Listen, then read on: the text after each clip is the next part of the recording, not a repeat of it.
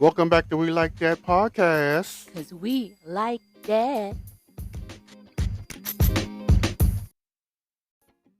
I'm Joe. And I'm Calvin. Okay, I'm sore. She's sore because she finally went out and she act like we stayed out until like 6 in the morning when really we stayed out till about 5. No, I think Yeah, exactly. We didn't stay out till 6 a.m. No. We stayed out till 5 a.m. No, we just stayed out till 5. We stayed out until like 10. No. We were home. No, Before- because we left the club at like 11. No, we we didn't get home till a little after midnight. Whatever. We got back into the party life. After 2 shots of Castamigos, we was all dancing Negroes. We got into the you really like party that. life. You really like that line, huh? After like 6 more shots, the bartender thought we were hot. She started doing shots. She got into the party life. You know what? She was actually really darling. I like that she was really trying to help hype up the birthday situation. Happy belated birthday to Dejana. I like that she was trying to really hype it up. You know what? And then all of a sudden she was at the bar we were at. I'm like, oh, okay. I don't remember. All right. Did somebody almost fall out a window? Who? Weren't people dancing on tables? Yeah, but there's no open window. Oh, I didn't dream that. That actually happened. Okay, cool. Thought that was a dream. No one almost fell out a window. What are you talking about? There was somebody dancing on a table on a pole. Yeah. Okay, I thought I dreamed that. That actually happened. Okay. None of that made sense. Okay, anyway. I do remember a lot of were there a lot of stairs? Yes. See, I thought I had a flashback to Japan because there's a lot of stairs. As I was walking down the stairs, my skirt kept blowing up, so then I couldn't see the stairs. It was very scary. I don't know how many places we went. We went to 3 places. We went to 3? Yeah, we went to whatever that restaurant was. Promotion? Oh, then Premiere? Whatever that thing either was. the third or second stop. Then we went to Tokyo, Pearl, DC. Nobody from Tokyo in that place. Not a single person. And then we went to Decades. Decades. Was that Decades where you started getting hit on by all the guys? And y'all was trying to make out with guys and almost got yourself put in headlocks and almost dragged out clubs? No one was making out with guys. Mm-hmm. That's when No all one the was making out with women in the guys. group just started to get beside themselves. And we had to check them. I don't know what you're talking about. I don't know. The only person trying to check somebody was your other friend. I was pretty much sleepwalking at that point. I don't even remember what happened. You're so crazy. I was It was a nice time though. I had a really good time. It was a lot of fun. Was there like a creepy person? Yeah, the one you talked to. Oh yeah, I told him. Yeah, okay, that's the conversation I remember. I remember telling him not to be so creepy, and I told him the Tiger technique to use. Hopefully, if he used it, he's in jail right now. Just to let you know, he might be in jail. Not helpful. So Anyway, you want to go into that happened? getting into that happened with Joe. Oh, real quick though, because we are skipping all over the place because clearly we're still recovering. Mm-hmm. No, she is. I'm great. You just said you can't remember half the things. You asked somebody fell out a window. Didn't even happen. You know what? That's a great night. Anyway. If you're not supposed to remember, that's how you go to jail. We're going to be talking about Hoochie Daddies episode 1 and 2. We're going to talk about 90 Day Single Life Tell All part 3 because there's still more parts. And our worth the watch this week was Lethally Blonde, The Porn Identity. It's the second episode for Lethally Blonde that's on HBO Max. But first, as always, let's get into the pop culture side of things that happened with me. She gonna tell you what you need to know. It's time for That Happened with Joe. Why you say it like that? I got Why tired. you at say the it end. like that? I got really tired at the end. And the way my mic is making my neck really tired too. You're so crazy. Okay, so former Marvel actor. Pause. I'm sorry. You gotta say pause if you say something like that. I've been told. Pause to what? I don't know. Continue. I see Jonathan Matthews of Nope. Majors. Nope. Yeah, Who's Jonathan Matthews? I mean Jonathan Majors. This mic is in the way. I can't see. There Oh we my go. gosh. Is it okay? Can I talk now? Yes. Former Marvel actor Jonathan Majors got convicted on assault and harassment charges, and it's going to stand. If you remember all of the debauchery that happened with this Jonathan Majors trial, he was trying to appeal it. And the judge said no. So that is happening. Um, is what's her face still with him? Is my question. Megan Good. Is Megan Good still with him? I don't know, nor do I care. Um, so this is a girl that was chasing him down the street. So that is only part of the conversation. But yes, that's the one where there was video footage of Jonathan Majors pulling her out of the car and then like them having some kind of conversation and then him taking off and her chasing after him. So I do the right thing by trying to get away from somebody crazy, and I'm in trouble. But remember, it turned out not to be the right thing. How? She was chasing him through the Do street. you not remember all the details that came out of that case? Do you not remember the phone audio recordings that I got just remember put him out? saying she's supposed to be his black, This white one was supposed to be his black queen? his black, His Loretta? Loretta Scott King. That's it. There's a lot of voice recordings that do not paint him in a favorable light. I just get. There's other girls that came forward to say that there were other abuse Oh, that okay. happened That's during what- the relationship. That's what got him. She had lacerations and bruising, and the witness that was in the cab talks about how Jonathan Majors was the one that put hands on her. He did phrase it that like he felt that Jonathan Majors was defensively trying to put hands on her, but the wounds weren't defensive. Whatever. And so he was trying to appeal it, and it did not work. So I still don't think this is necessarily going to hurt him. A lot of people are saying that they're trying to make him an example. Clearly they are. An example of what? That no big Hollywood stars too big to whatever, blah, blah, blah, Illuminati. Who's okay? That's who making the decisions. Gotcha. Just want to make sure. So, but it's just interesting. I wonder if he's going to try to dispute this again. 'Cause I know you can take this up through all kinds of courts. So who knows? I'm like, why at this point though? He wants to clear his name. He doesn't want to be associated with that. At this point, just let it go. Just do what you need to do and just let it go and move on. And try to rebuild your brand or your whatever you need to do, but just let it go. Can I say that remote? Thank you. You can't do two things at one time. At the end So, of the day, whatever. I'm just gonna grab it and turn it back on. sure. Anywho, yeah. So moving on. Who's next? Next up is the latest thing happening in the Diddyverse.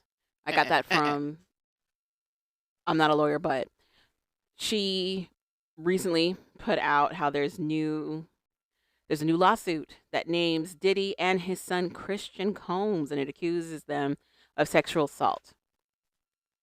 This is like the upteenth one that's happening. This also is the other son of Diddy's that also has a lawsuit against him. So it's not just Christian; it's another one of his that also has a lawsuit against him with abuse allegations, if not murder allegations. And it's headed by maybe the same lawyer. I think it's the same lawyer for both of these. Of what's going to court. Why do you care at this point? Why do who care? Why should anybody care at this point? Well, people care because now it's Christian. Like, it's one thing for it to all be Diddy, but now it's like his older son and now Christian. That's a lot of people being involved in his mess. Okay. On a scale of 1 to 10, what is your shock value? That his son was involved in something? Yes, and be honest. A 4. Mine's is a 2. Okay, good for you. The reason is because what do you think was going to happen? They're all in the same house together. They're watching him. They're pretty much learning from him. They pretty much think they're invincible too. They have the power because that's their father. Mm-hmm. So, well, okay, so the oldest kid of all of this is I think I'm going to say the wrong name. That other singer. Albie Shore. Okay, good. That was the right name. But he lived in the same house with Diddy. True. So that's why I find it interesting that his name is not up in these things. It's the younger boys.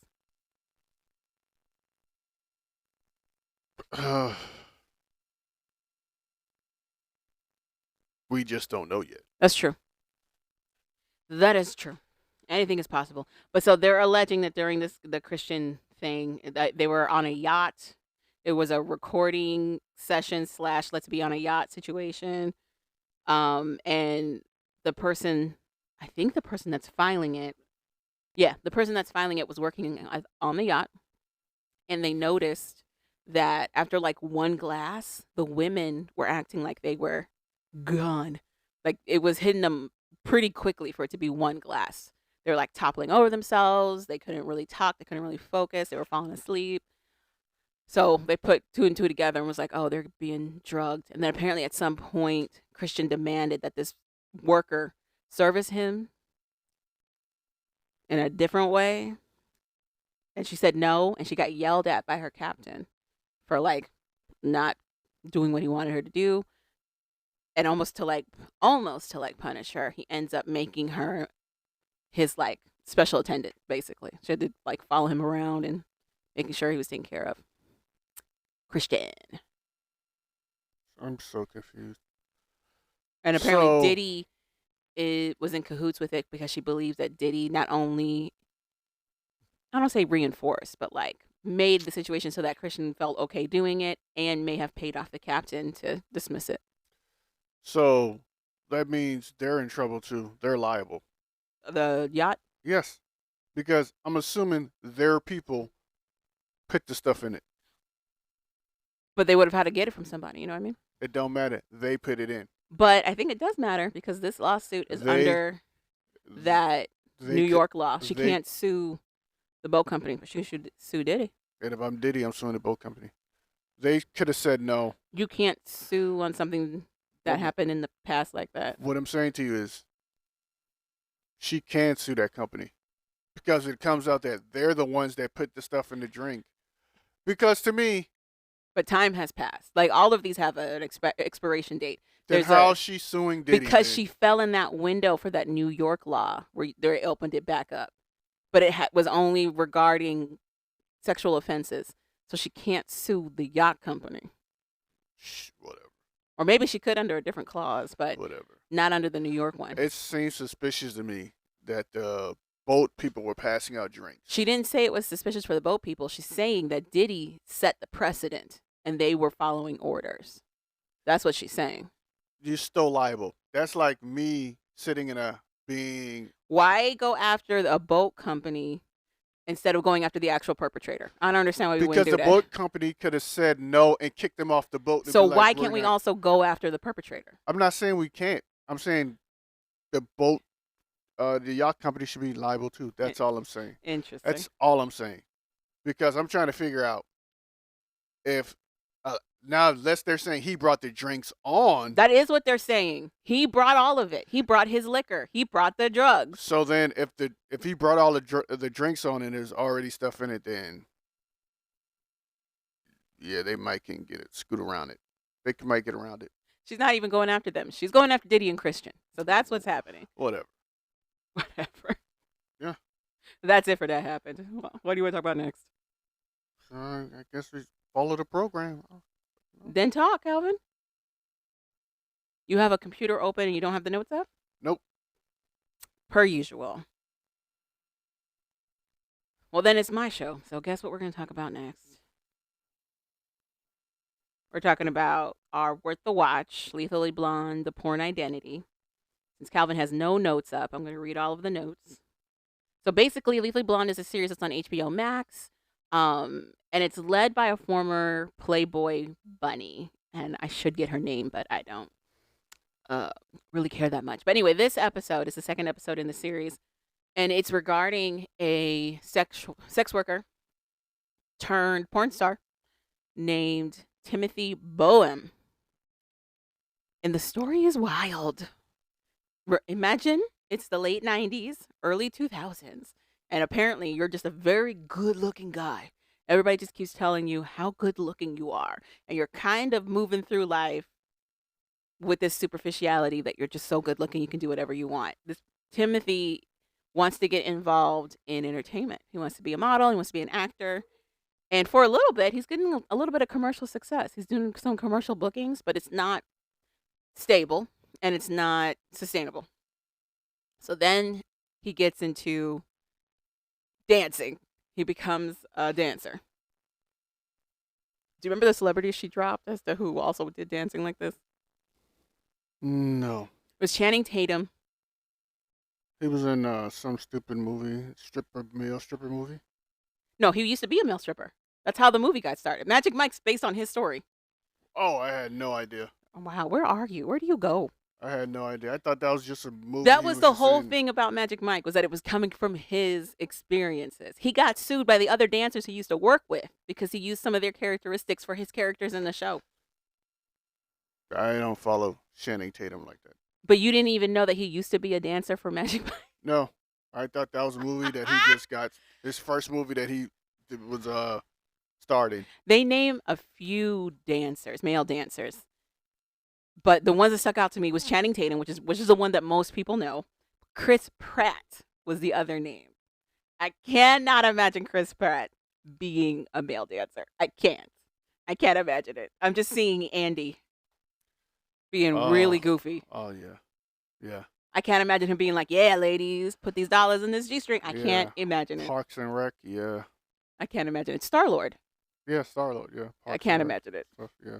But anyway, Timothy Bohem starts doing male stripping. And he's making good money because people like his face. Apparently, there's these side hustles that strippers can also do, also pretty known. Basically, male escorting, prostitution. Apparently, you start dancing, you instantly go to sucking cock. No. And giving hand jobs in the parking lot. No. That's the next evolution. The way they phrased it was like, you get into male escorting thinking you're going to be with like older women. So, and they said that Timothy was thinking, oh, I'm going to get like a sugar mama. Like, I'm going to find an old woman who's pretty self-established and she's just going to finance me to be with her. But that's not the reality. The reality is that there's far more men interested in male escorting than there are women. I don't know how you don't know that. That's a dancer. He's young. It's called naivety. It's called now he's sucking penis. That's well, okay, so it became that. At first he was there and he was arm candy, and then it was like touch stuff, hand stuffs, and then it became oral things. Do you think stripping is the gateway to whoring or being a prostitute? You said whoring. Like, yeah, or just like they say weed is the gateway drug to all other drugs. Well, I mean, think if you're thinking about why somebody's dancing. A lot of these guys are dancing because they need the money. I don't think stripping will be cocaine. I think it'd be weed. Cocaine. I mean weed. I think stripping is the equivalent of you starting with cocaine as your first drug. I don't think so. I disagree. Because if it was flipped and we're talking about women, you wouldn't say that was cocaine. I would. I think it's shocking to you because these are men. I would too, but I think for women it'd be weed. That's what I'm saying. It'd be the version of weed. If it was ladies, it would be weed. But because it's men and you can't wrap your head around men doing this for money. No, I think therefore it's a higher risk. No, I think it's a harder drug. No, for me, I think when it comes to women, because most women do it just for the money or to pay for That's schooling. what most men do. They do it for money. That's why a lot of people get into dancing like that to make money. Okay, I think okay. What do you think guys are doing it for? Ladies? Look, what do you think they're doing it for? Well, yeah, you're right. Yeah, it's money, but a lot of times dudes just do shit to do it. Sometimes, a lot of times. Yeah. There's a lot of work that goes into being a dancer, whether you're as a lady doing it or a guy doing it.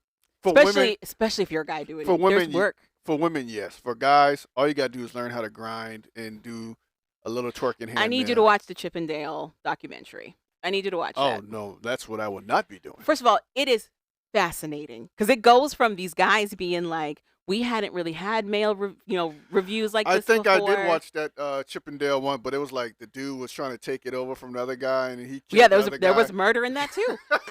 But the dancers were like, at first, they were all like bodybuilders, so they were like, okay, we're just gonna show off our body a little bit, show off physique, and have these screaming ladies. Sounds like a good time.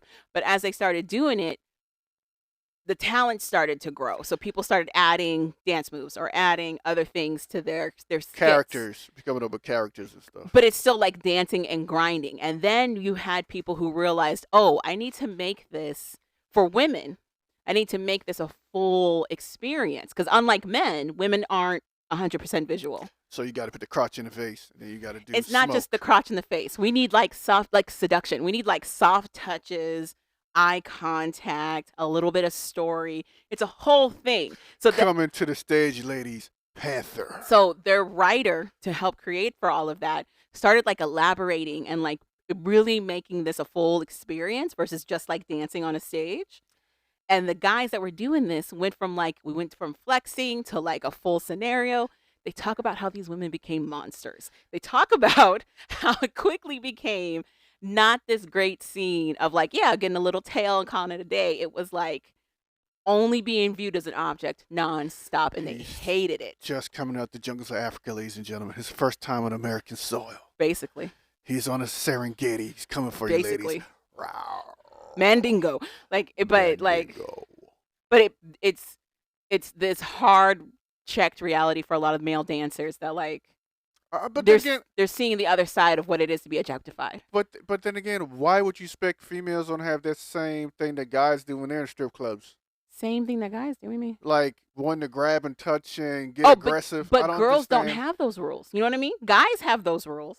But a lot of male reviews for ladies, that's not a rule. But what I'm saying is I don't understand why guys wouldn't expect females to start doing that. Because our society paints women as not sexual in their own autonomy. They're sexual for a man. Women are animals sometimes. That's what these guys found out. But the point is, women are more cruel than dudes sometimes. I mean, but the point is, for Timothy Bowen, back to our show that we're talking about, he got into it because it fed into the narrative that he'd been leaning into this whole time, which was that he's just good looking.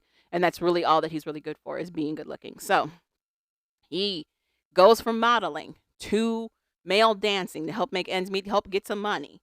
The male dancing comes with the side hustles of also escorting. He gets into escorting. Then he starts escorting men. But that's my next thing. And he becomes hugely popular. But that's my next thing. Why do you just assume because you're doing escorts, you're just going to be with women? When women don't really have to pay for sex like that? Yeah, or do escorts like that. That's probably how he got sold on it. But that's really a male-dominant sport, I would say. But I feel like that's how he got sold on it. We got to remember it's the early 90s. We have the internet, but it's not like that. So some guy that probably is messing around with the same 3 females all the time. I don't even know if it's that. I'm sure he was seeing his fellow dancers with wads of cash. He was seeing them with lots of money. And what I'm saying to you, they probably told, we see these different types of ladies, but really they're saying the same ladies over and over again. But, I mean, that also would sell it. He's like, I've got dedicated clients, and that's it. That's what I'm saying. But he came in at the point where men were like... Well, they talked about how he could click into it just being a job. So he could separate himself from what he was doing. I can't separate. That's impossible. Which also helped him with murder later. But so... That's impossible. But for him... what he would do was he would just be like, this is about the job. This isn't about me personally. This is the job. And that's how he was able to do what he did with the men. So he was like... and he became popular, and he got money. These are just hand jobs and blow jobs. This is basically, like, it's not even really happening to me kind of a deal. Then that goes into... Now, that's hell of a delusion right there for me. I don't know if it's... I think it's dangerous separatism. That's what I think it is.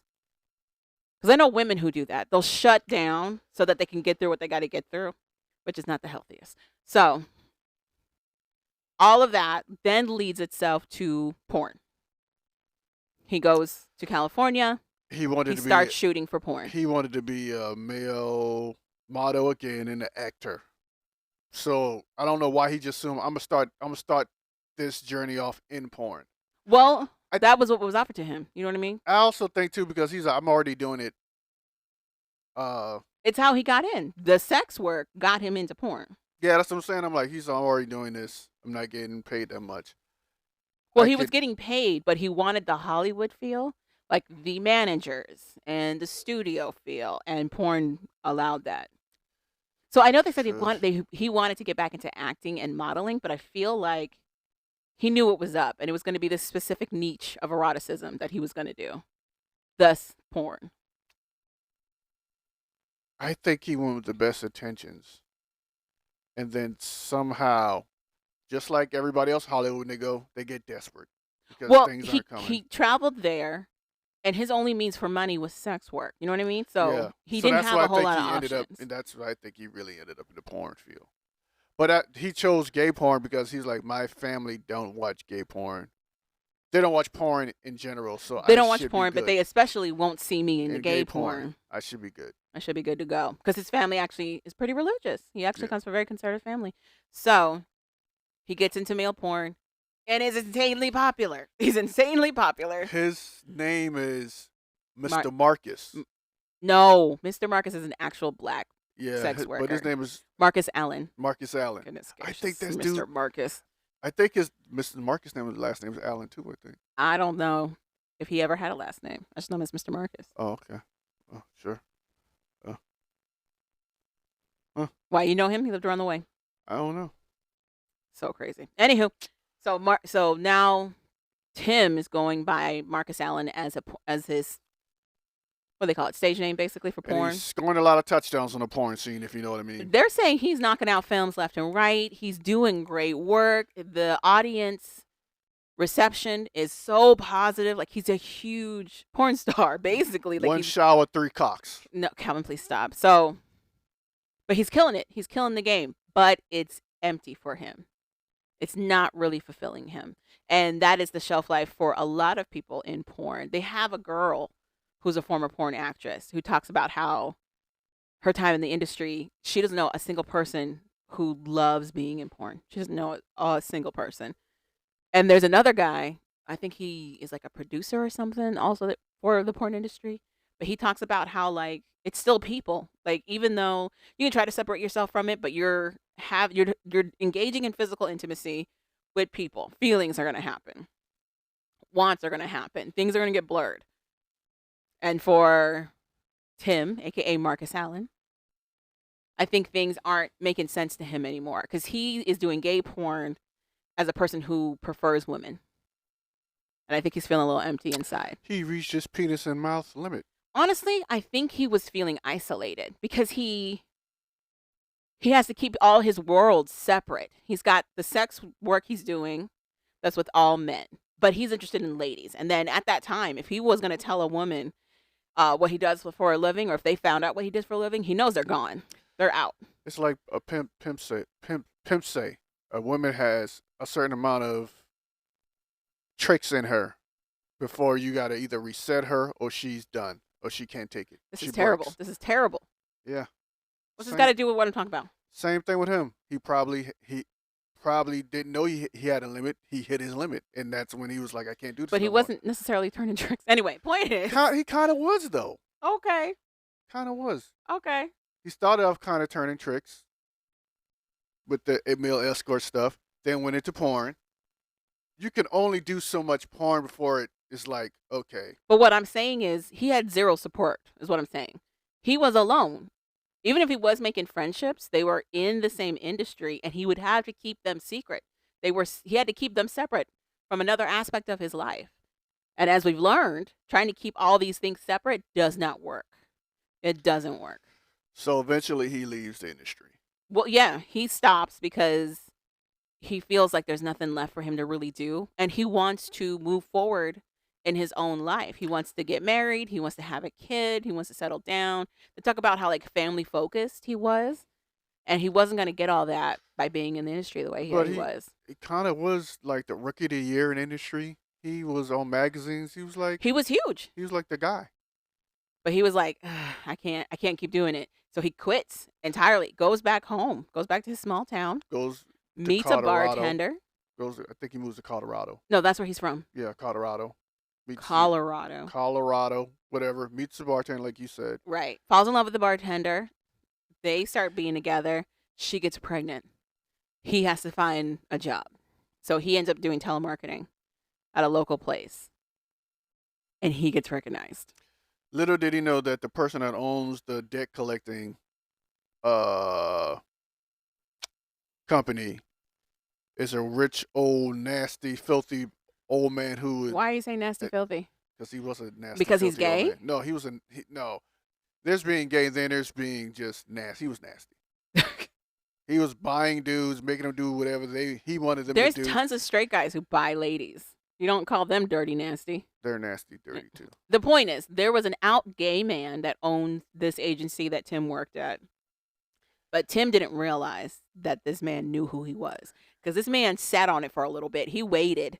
And then one day he was like, One night after he was doing like 2 back-to-back shifts, the dude, him and the dudes, the last 2 people left. The dude came to him, "Hello, Mr. Marcus." That's not what he said at all. I So know you're Mr. Marcus. basically, it's just him staying late. And then it's this guy being like, I recognized you. I loved your work. I loved And you. of course, it's Tim being like, I loved you in the what? movies. I loved you in the movies. And then immediately the boss is like, if you don't want anybody finding out, I need you to be on call for me. Basically, for sexual endeavors. I want to see what Mr. Marcus Allen really about. And unfortunately, Tim agrees. He's got a pregnant girlfriend that he cares about. He knows if she finds out, she's gone. He needs the money. He's like, okay. Right So back into the escort life. the boss is telling him that he's going to pay him and all this stuff by being on call for him. But of course, it gets out of hand. This guy is paying him to have sex with him. And he becomes incessantly needy for Tim. It goes from like calling, it goes from being like, being able to lie about it by saying I'm at work or I'm staying late for work to all of a sudden Tim's getting calls at like 3 a.m., 2 a.m., all hours of the night, all from this boss who's now obsessed with him or has been obsessed with him and is just slowly but surely growing more and more mad with power. At some point, they get into an altercation. There's a fight, and he dies. The boss dies. No, what happened was, well, yeah, but I think what happened was Tim went to say he can't do it no more. He wants to break up. He wants to stop. Dude was like, nope, I'm telling everybody if we stop. And Tim was like, the only way I can get this guy to stop, I got to kill him. Thus, kills him. When he's explaining it to the police, he says that they got into a fight, and he hit that dude hard. Yeah. And then all of a sudden, that guy was not moving. And then he tried to hide the body. The point is, Tim gets himself in a situation where something goes down, and the person that was trying to control him and blackmail him dies. And he goes on the run. They discover the body in the bathtub. They see that it's been moved. It's not hard to ask around to find out who the last person was that he was hanging out with. They know it was Tim. Tim goes to Mexico. He runs away to Mexico and then turns himself in at the border afterwards and then gives a full confession to the police when they question him. And he explains he's trying to be a Christian and he thought he could try to hide the body and run, but that's not sitting well with him. He had to come clean. So now Tim's in jail. And he changes his name and everything. He's not I don't know. a woman now, isn't he? Well, so Tim identifies as a woman now. I forget. They never said what the new name is that she goes by. But Timothy was sentenced to life in prison without the possibility of parole. Also, his girlfriend terminated the pregnancy. She wanted to do that in the first place, but She did, but Timothy was like, no, we need to keep it. so out of sight, out of mind. It's just crazy. So My whole thing with that story was how he just was like, this doesn't mean that I'm gay or anything. I'm just doing it because it's a job. That's some mental fortitude for you. fortitude? What do you mean? To be able to just be like, this is something I'm doing just for money, and it has nothing to do with my sexuality. It's called gay for pay. There's a lot of straight guys who That's- do that in porn Sure, for money. sure. I don't need sure. What? What is your takeaway from this? It was sad. That was my takeaway from this. This was really sad. This sounded like somebody who was lost, who was really hyped up, or wasn't really sure what to do for themselves, and they were kind of listening to like what everybody else around them was saying that they could do.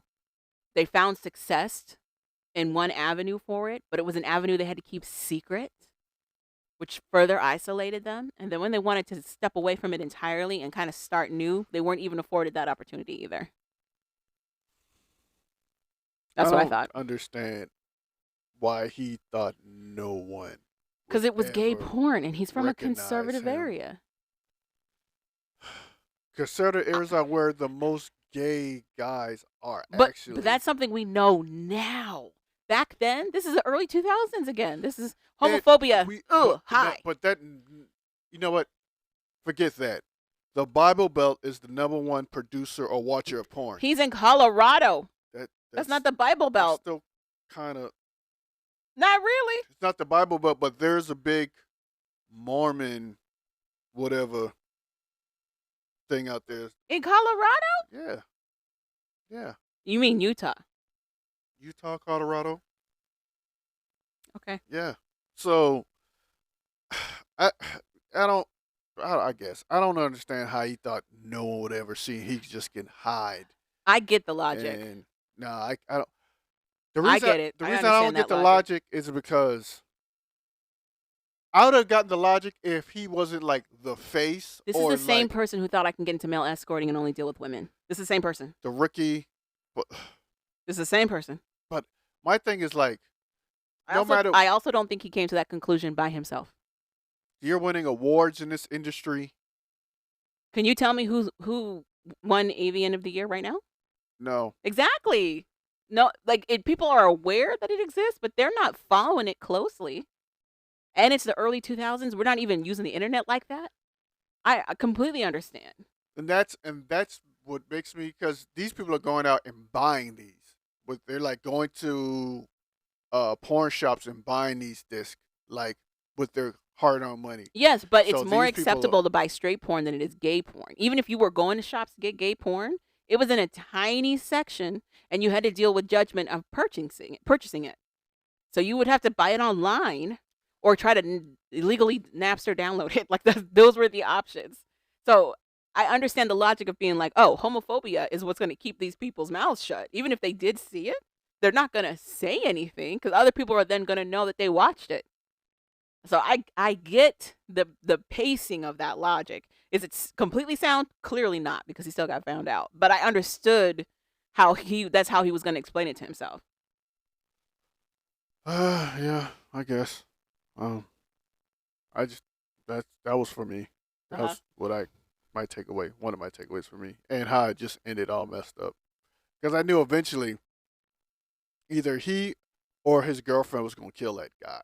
Why do you think the girlfriend, though? Why was that an option? Because I thought the girlfriend would have walked over there, thinking Tim was there and he wasn't, and then she get into some kind of confrontation with the guy.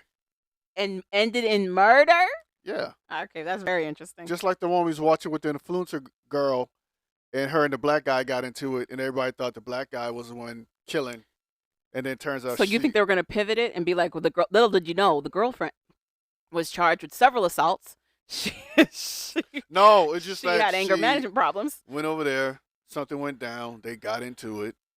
Well, but she's also pregnant. I'm trying to imagine a situation where this guy is going to go toe to toe with a pregnant woman that results in his murder. You'd be surprised what dudes do. I'm just saying, it was very random to think that the girlfriend was involved when it was all focused around Tim. But anyway. But yeah, I thought it was worth a watch. I'm actually enjoying this Lethally Blonde series. The trend right now seems to be they're talking about people who are in sex work in some capacity and are perpetrating the murders so far. We haven't had one where they ended up being a victim of it. So far, they've all been the perpetrators. It's been very interesting. Anything else? Nope, that's it. All right. On to Hoochie Daddies. Hoochie Daddies season 2 is out. Hoochie Daddies coming outside. Hoochie Daddies, get in my ride. That's not the song. So, yeah, it is. Get in my ride is not the song. It's Hoochie Daddies coming outside. Hoochie Daddies all the way live. Hoochie Daddies all the way live. Gotcha. Anywho, it's still on YouTube. I have not seen it drop on Tubi, so I'm not sure why people are thinking this. And it's coming out in pieces. Episode 1 happened 2 weeks ago. This latest one just happened. It's going week by week. It's very interesting. Our cast of characters include Ty Jack, Nelly B, 24K, Money Montana, Mino, Cooley, Baby Jackson, and Raw. Cool. They're real spicy this season. There were a couple of spicies in the last season, but they real spicy this season. So I'm very interested to see what's gonna happen here. They all hot. In the color. So Ooh. in episode 1, the big deal is that everybody's getting their own beds in actual rooms, No not closets closets. this year. Great. They're like, "Ooh, we're already we're already a step above season 2." I'm like, "Okay." They're also really enamored with their housing situation because there's a pool in the backyard. It's still an Airbnb, and I love that. We also get introduced to maybe somebody named Sheena or Thina. It's hard to tell. That accent with the grills makes it really hard to tell, and there's no captions. But they have a host now, a house host slash production manager that apparently is going to be with the series moving forward. They secure the location and they secure access to events around the city that they're filming in, allegedly. Um, they have everybody sharing rooms, individual beds, and they've got that backyard with the pool. There's like little mini tennis, all kinds of stuff. They have to figure out who they're rooming with in episode 1. So we've got Ty Jack and Money Montana who are rooming together. They're both in their 30s. They are the calmest of the bunch. These two are the calmest of the bunch. Then we've got Cooley and Nellie B. Cooley's a fighter. So Cooley also has a girlfriend. I'm very confused about what the competitions are for Hoochie Daddy. We'll get into that because it's got nothing to do with being Hoochie. So there's that. It don't make no sense. But anyway, Cooley and Nellie B are paired up. Cooley's got a girlfriend. Nellie used to be married, but then realized that they're a seasonal person. Take that as you may. What? Yeah. What does that mean? I don't know. It means that they don't want to be tied down. That's what it means. Like they like somebody for a certain time, and then they move on to another person. So they changed their relationship by seasons? They mean that it changes a lot, just like the seasons, basically. Sure. They also are immediately mad competitive and try to talk over each other a lot. So I think it's a countdown until there's a fight, honestly. Then we've got Raw and Baby Jackson staying together. Baby is interesting. Baby starts talking like regularly and then just drops into patois. Oh, that's the one with the braids that wear the glasses, and she'll be talking No, normal. she don't got glasses at all. Well, but she wear shades every once in a while. They all wear shades. She was the one doing the breakfast prayer. Yeah. Food, yeah. Me going on. Thank you for the food we about to receive. Is that your accent? Okay. And then, but so Baby and Raw, they said they're the sassiest of the crew, and they're paired together in the same room. So again, another countdown to the next fight. Baby also says there's a whole segment in there where Baby Jackson talks about how like she realized they were going to be in a house full of smokers, so she figures her drinks are going to be safe because she's a drinker. She has a bottle of Hennessy on her. However, she is counting the shots in that bottle of Hennessy, and some go missing, so she gets upset. That's what alkies do.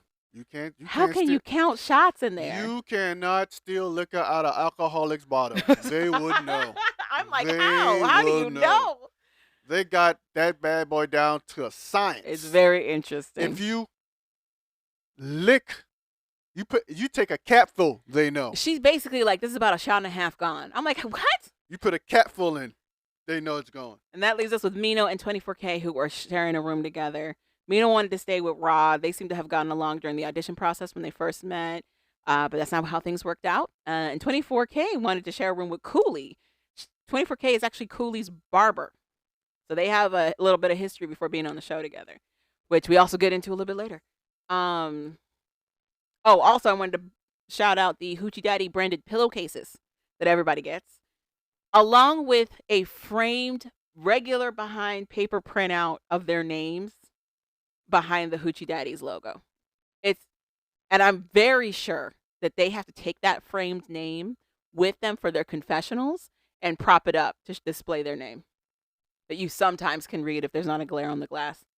I love it. I love this production. So that leads us to their first competition. They call it strap putt. Basically, they go, it's not even on a strap. It's just dildos. It's not even a dildo on a strap. It's just dildos, and they've got to shot put them. So they've got them spinning in a circle and trying to throw this dildo into hula hoops that they've laid on the ground. The one closest, the one who gets it into one of the hula hoops gets so many points. It doesn't matter. None of them make it into the hula hoop with the exception of Raw. Raw is the only one who gets points. Therefore, Raw is the winner. That is the end of episode 1. Literally, that's episode 1. That's the episode I watched. I watched grown women grab bright pink dildos out of boxes. throw penises or try to bowl them into a hula hoop on the ground. In the backyard where the grass was newly burnt or didn't grow yet. I'm still waiting for it to be related to Hoochie Daddies, because that doesn't happen.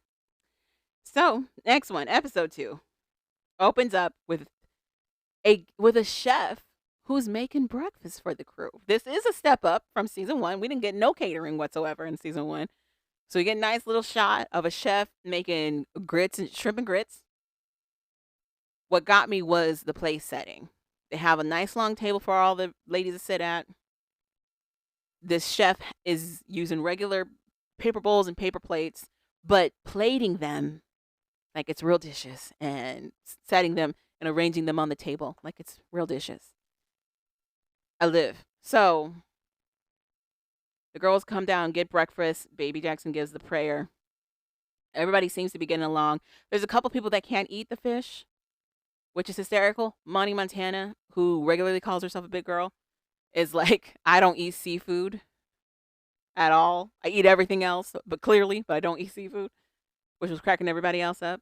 And then this leads into them, talking about stuff that they know is missing. Baby's still noticing that there's shots missing from her Hennessy bottle. And Monty Montana bought Oreos at some point, and she can't find them at all. And she's asking everybody who got these Oreos. We never find out if somebody found these Oreos. At least not in the episode. We get to the competition. I don't understand what was happening.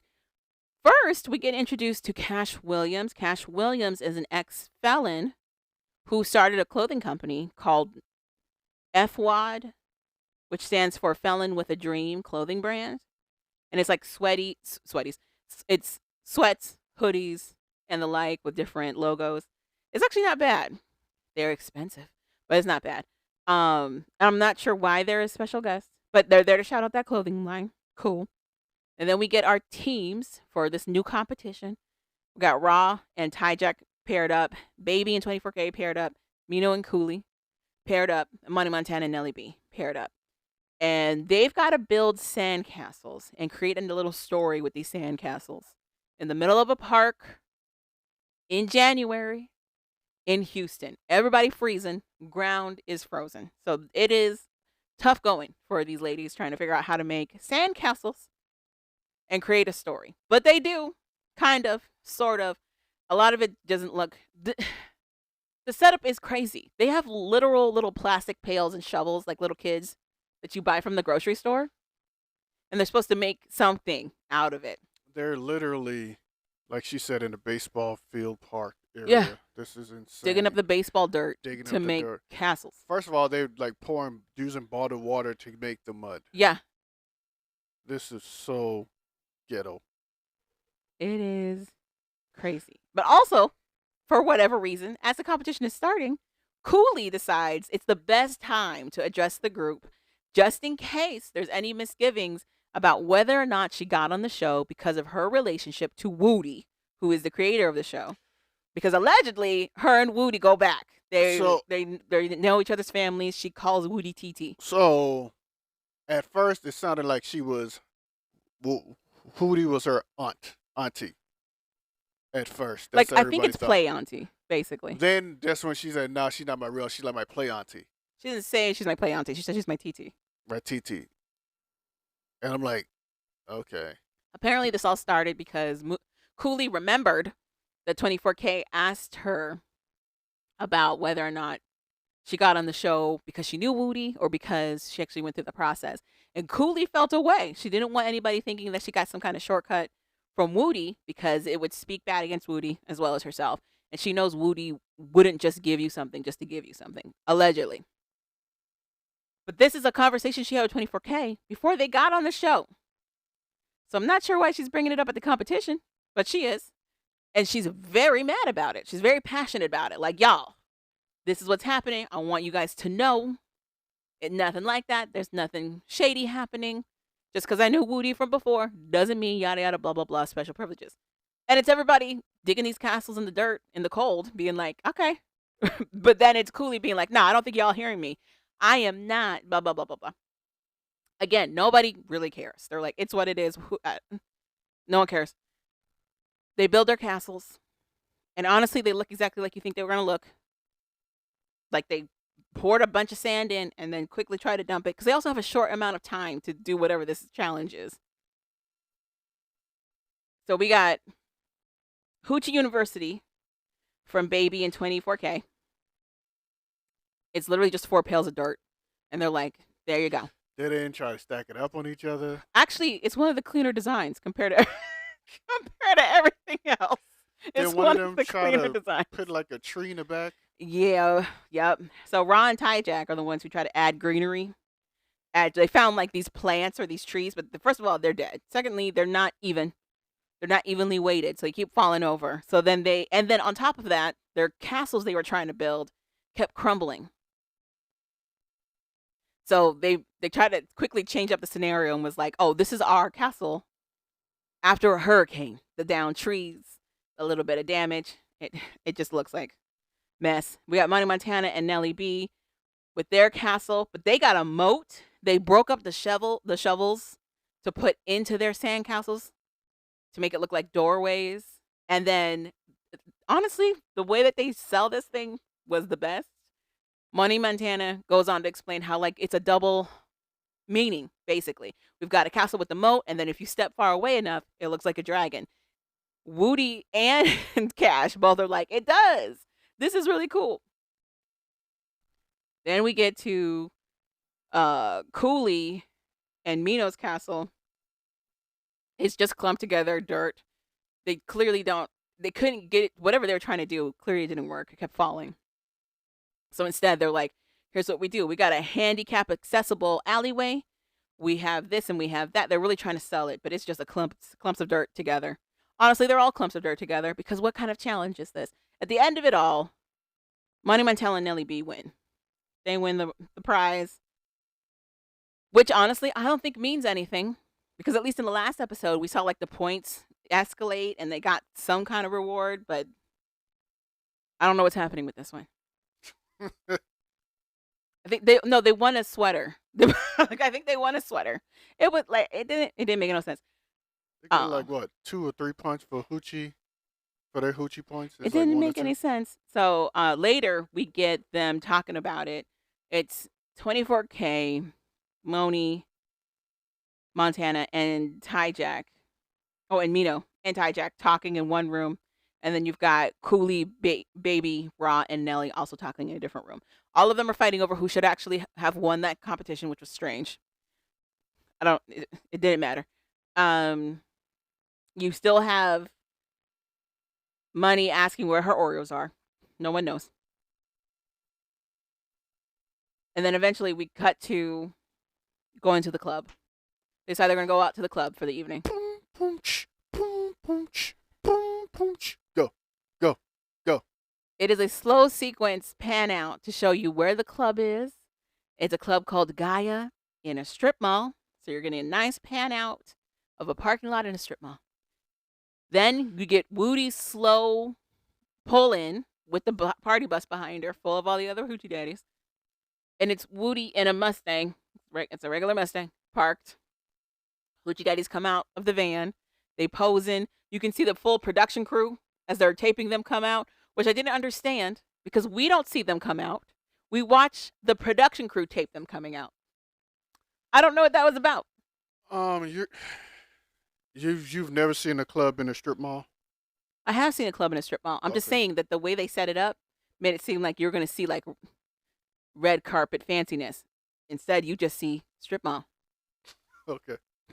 It was like a slow pan and this like slow wide lens, and you're like, oh, this is a parking lot. Like this is a strip of, this is fine. And then if you, as they pan out more, you see them all come to the door, and they gotta wait.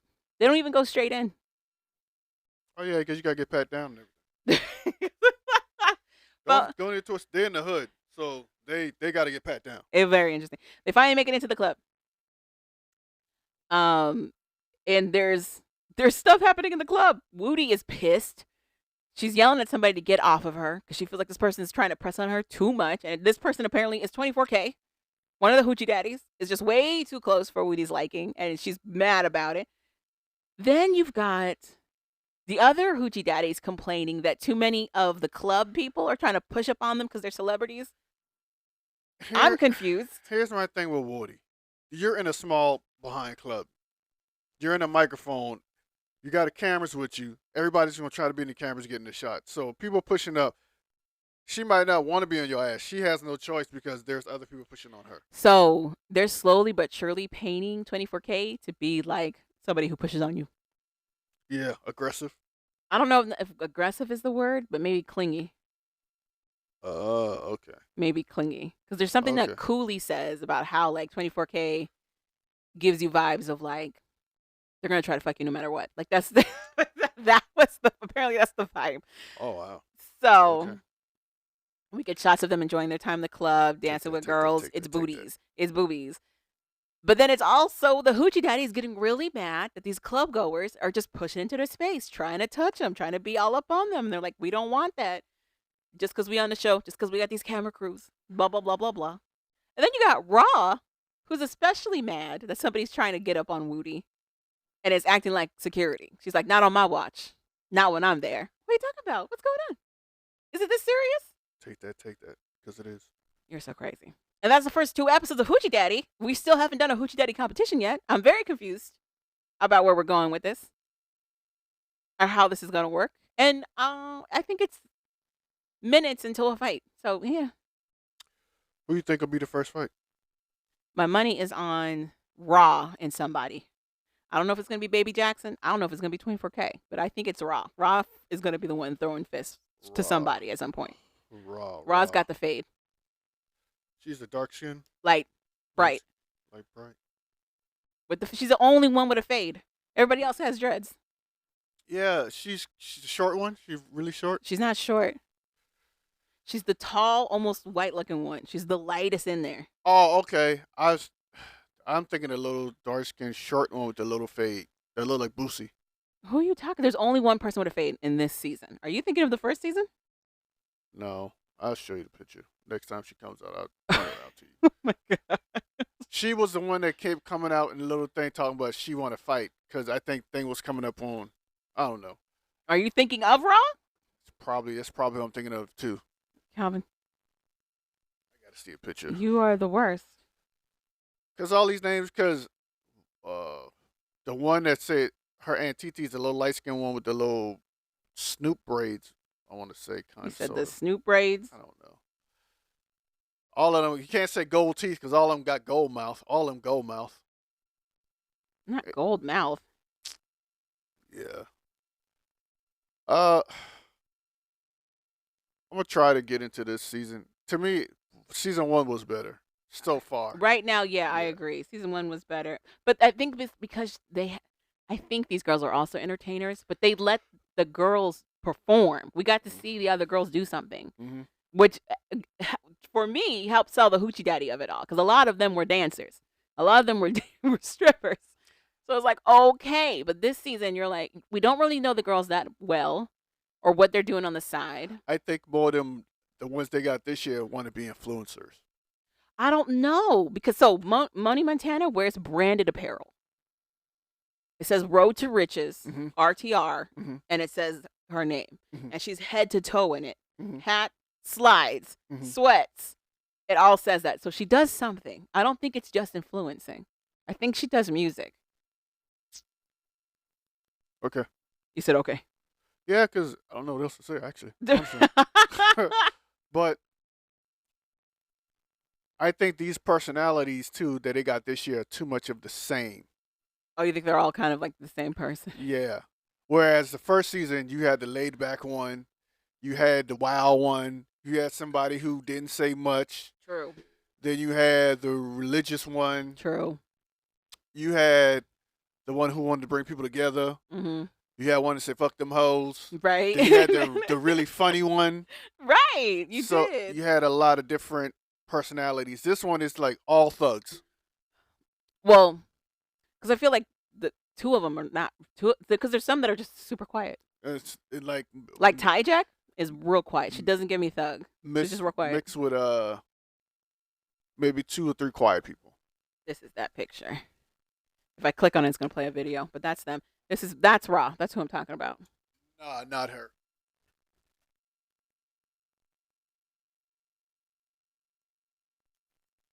That's Ty Jack. This is Cooley. This is the one that said that they were the nephew to Woody.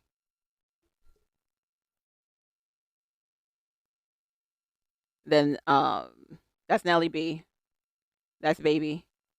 That's Money. That's Mino. So and such. Calvin doesn't know who this is. Yeah, I don't know watch who he's it. I thinking gotta about. see it on TV. Cause she did a side thing where she's like, "These people keep pushing up on us. I'm gonna knock somebody out." That was Raw. That was wrong. Okay. They had shades on. Yeah. That was Raw. That was this one. They don't look. Well, okay. They don't look the same. Okay. I guess the lighting that they had when she was doing that versus outside is different. I thought for sure she was darker. No. So. But that's it. That's episode 1 and 2 so far. They have not done any Hoochie Daddy events at all.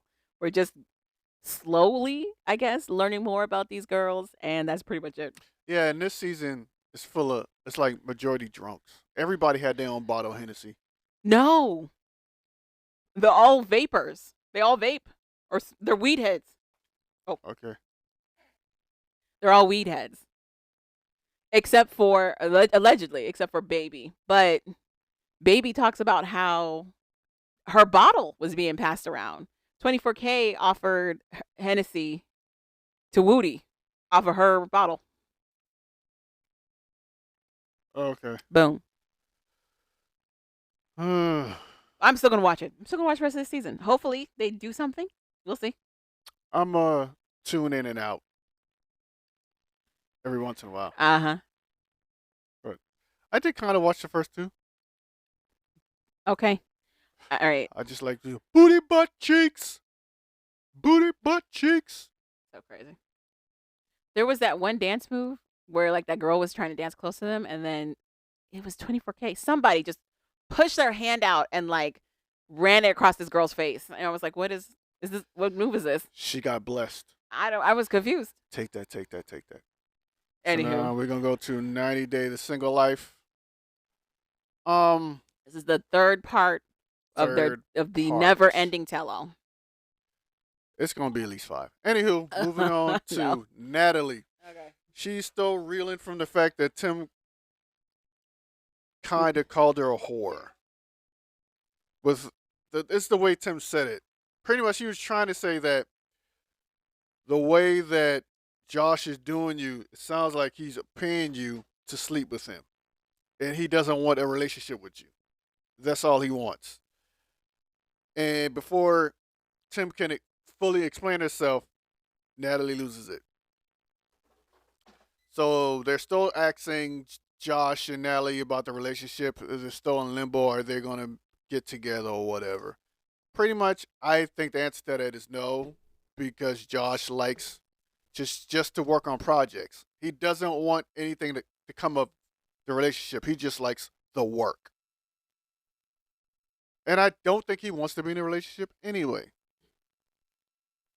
So pretty much it's the rest of the cast trying to tell Natalie, hey, this guy is just not that into you. And her crying in the corner. She's not going to listen. That was a waste of breath. So then we're moving on right along to Tyree. This show ain't that damn show. His whole niche in the show is that he's a virgin who don't know how to talk to girls. And That's got it. catfished. Yeah. And got catfished. So they're stretching his story out. So they find the girl that he was talking to when he was on his little vacation in New Orleans, or the NOLA, as they call it. Here's my question: how come she wasn't present during his run? So this was a girl none of us or no one knew about because they showed him talking to two females on the show uh, during the season on the show. Apparently, after all that was said and done, he bumped into some other girl who he actually stayed in touch with, and she pretty much she says the same thing all the other girls say to me. She doesn't say anything different. Mm-hmm. But it sounds like she really, I guess, kind of wants to try to build something. Is To me, that it your sounds like take? she's physically attracted to him. That's your take? My take is the difference is that she actively talked about how physically attractive he was. The other girls didn't even touch it. So they bring her on. She starts talking. She pretty much talks about Tyree and how they met and how they're flirting online with each other, flirting back and forth, texting and all that stuff. Here's my question though. She said this is the first time we're seeing each other. So did he start Since talking? since the NOLA. Was it since NOLA, or were they only Yeah. talking online in NOLA? I think they Because he was using an app to meet these ladies. they met each other in New Orleans. I don't think they saw each other face to face because she said this is our first time seeing each other. I Well, think then- he's been texting her this whole Well, time. then I don't know. Sure, I don't know. And anyway, so now the cast is getting involved, asking their questions, and we're like, "Hey, does it matter that he's a virgin? That he's never been with a lady?" Which That's Tim, what Sean and Tim were terrible. Tim cannot ask anybody anything sexual, any sexual questions. Period. Anything about how to get a woman to talk to him, and he can't say any of that to me until you can kiss a female without throwing up in your mouth or being squirmish. You can't tell me anything. It was About just really ladies. gross how invested everybody was in on whether or not this man was sticking his dick in somebody. Like, it was really gross. It was really gross. So then they were like, "You guys should kiss." Yeah, you guys should kiss. For the Well, first time. Sean's Yeah. was like, would it change your opinion if you found out he's never kissed anyone? And it was like, really? Okay. Yeah, and I was Cool. like, "Wow." Let's that's continue to ruin this young man's life. That's messed fine. up. So then eventually, I guess they got them to get up and kiss each other. They gave each other a little peck on the lips, whatever. Then she leaves. What was her name? Monique? I have no idea. Shannon? I don't know. Or is Shannon the name of the hostess? Oh, no. Shannon is the girl. Her name is Shannon. So I guess they got tired of embarrassing Tyree. So Shannon leaves. Tyree escorts her off. He takes a minute to get back. And they move right into John. So now we have John. They bring Megan out. They're talking about their relationship. And everybody's giving their opinions. How their relationship seems a little toxic. What was toxic about their relationship? Megan's face doesn't change the entire conversation, by the way. She looks like she doesn't want to be talked to. And it stays like that the whole time she's on the stage. Don't blame her I do. at all. I do. I don't. She knew what the show was. She knew what it was. I don't. And the reason they say that this is toxic is because they both accuse each other of cheating regularly. They both check each other's phones when they think the other person's not paying attention regularly to see if they can catch them in a lie. That's why they were saying it's kind of toxic. Take that. Also, it was his brother, John's brother, being on there being like, yeah, he don't want no kids. He doesn't like being in a relationship. Then they bring out John's brother, and then John's like, yeah, he don't want no kids. He don't want this. He don't want that. And is John looking at his brother again like, why are you just here to ruin my life again? Thank you. His brother looks like, have you had that app when you look at it, it turns your face into a baby? Mhm. You have that adult baby face Mhm. app. That's what he looks like. Okay. John points out that, or not John, John's brother points out that there's a lot of stuff that John doesn't like about being with Megan that he's told him, and he brings up all up on the show. He doesn't like living in Texas. He doesn't like how clingy Megan can be sometimes. Also, honestly, I just think it's a lot of things all happening at once. Because then you also have Megan's expectations that he's trying to live up to, and that goalpost keeps moving. So it's never gonna happen. So then, all of a sudden, John decides he's going to propose to Megan right there in front of everybody. Not all of a sudden they were talking about marriage. And then John goes, you know what? It's time for it. It's time. And he just decides to propose to Megan, and that's pretty much where we leave it. So first of all, I called it in your face. Secondly, Yeah, you were correct. it's going to be terrible. Thirdly, Also, we had awkward twerking by Chantel, who was trying to show everybody how to twerk, and then nothing moved. her back moved. I'm sorry. Yes, her back was the only thing moved. Then we had an awkward Vampire Diaries reading by Natalie in Russian. They had to like fill some time in because Teray walked Shannon out and it hadn't come back right away.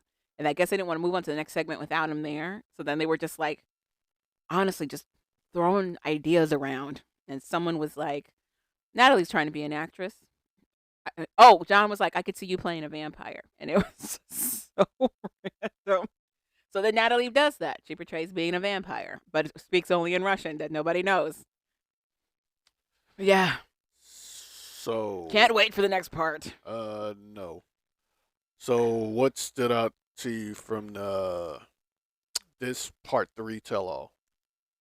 Or did anything stand out to you about this week? The only thing that stood out to me was that Caesar came on and did nothing and then disappeared into nothing. I keep forgetting he was on there. I literally keep forgetting he was on there. Every time you say that, I'm like, he was on there. I forgot he was there. He did. He basically didn't say anything. He came there and just stared at Natalie because she's Ukrainian, and that was pretty much it. Yeah, he didn't say anything. He didn't say. Debbie had a little something to say, but that was it. Baby was kicking Josh in the balls the whole time, and Debbie was kicking other Debbie, punching her in the face a couple of times. We still got Debbie to go over. We still got to get the Miss Debbie. Yes. Miss Debbie. We still got the response from John and the marriage. Yeah. We still got Miss Debbie. We still have Tim and what's her face to go over? Louisa. Can't believe I keep getting her name out of all people. Louisa actually says exactly what Calvin's been thinking this entire time, and she's like, "I don't think you're interested in women."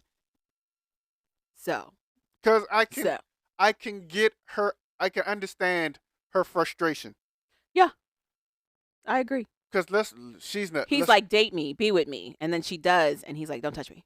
Yeah. Let's be honest. It's not like just stay over there.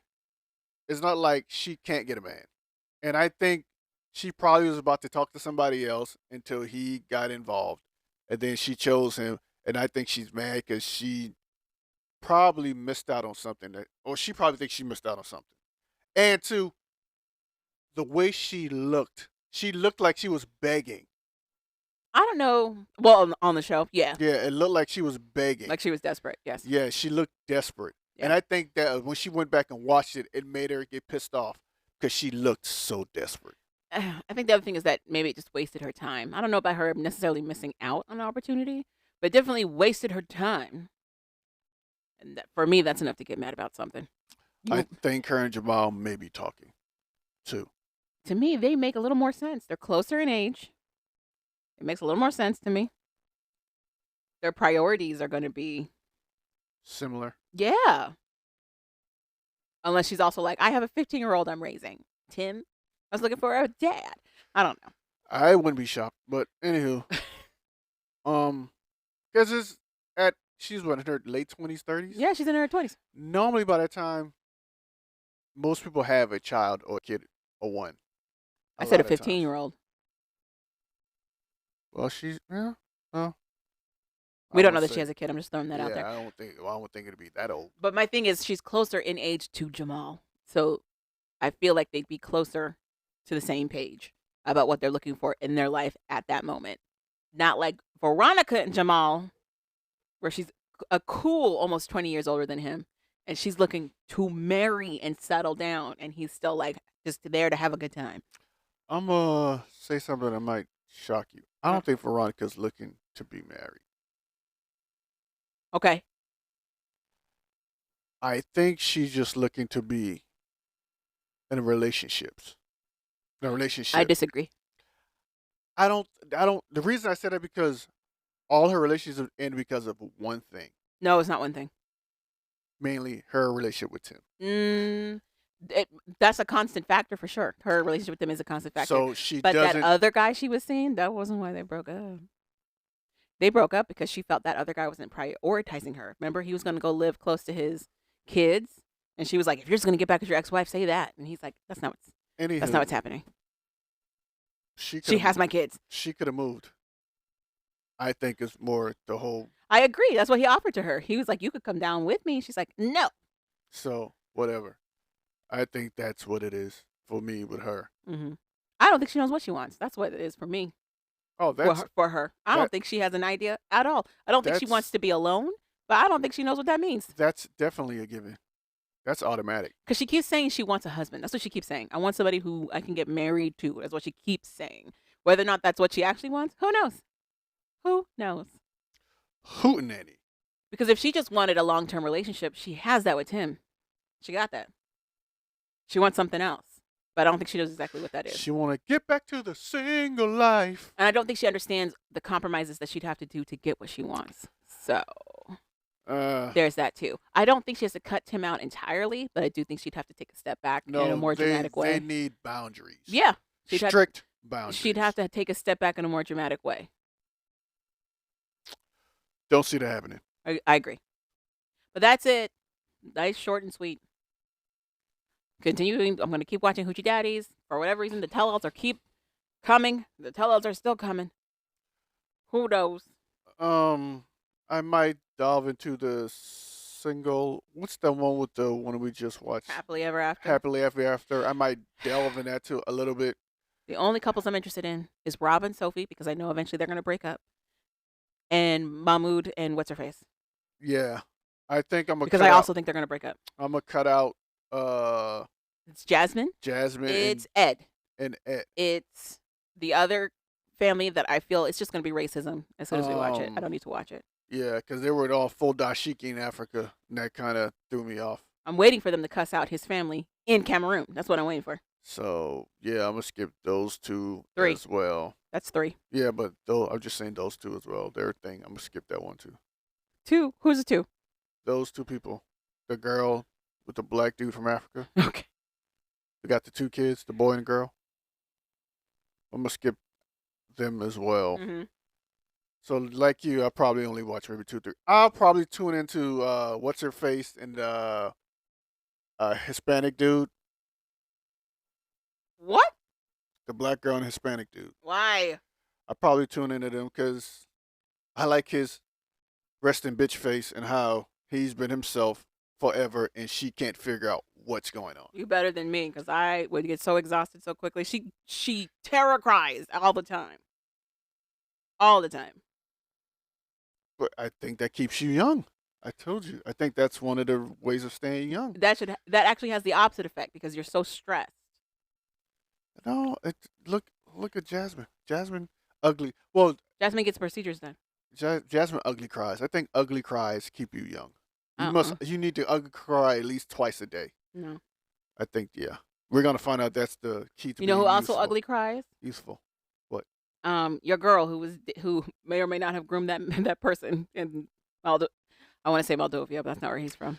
I know you're talking about Nikki ugly cries. You think that's keeping her young? No, I think that's just how her face is ugly. Oh my goodness. Anywho, That's just ugly. I'm just saying there's a flaw in your logic. That's just ugly. Because if across the board that's what it does, it should also work for That's Nikki. just ugly. Okay. Teach his own. Anywho, that's it. You got anything else? Nada.